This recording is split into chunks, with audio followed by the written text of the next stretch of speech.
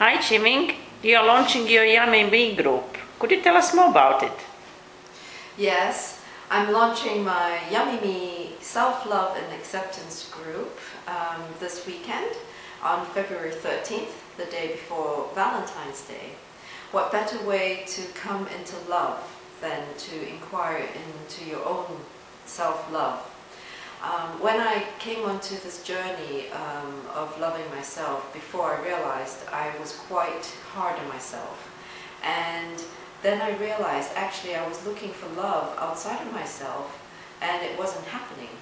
And when I finally came to realize I actually needed to love myself first.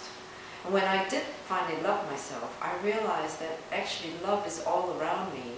And people are giving me love and I wasn't being able to receive it because I wasn't loving myself. And hence I wasn't even aware that there was love around me. So I basically came to realize I would love to share this knowledge and this wisdom that I've come to with others. And I wrote this workshop which I will be launching this weekend, and I hope that you can join us and to come and also find out more about loving yourself in a very deep way. Thank you.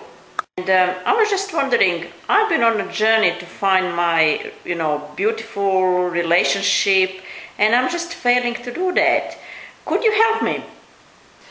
Well, I think that what one needs to realize is we need to first love ourselves.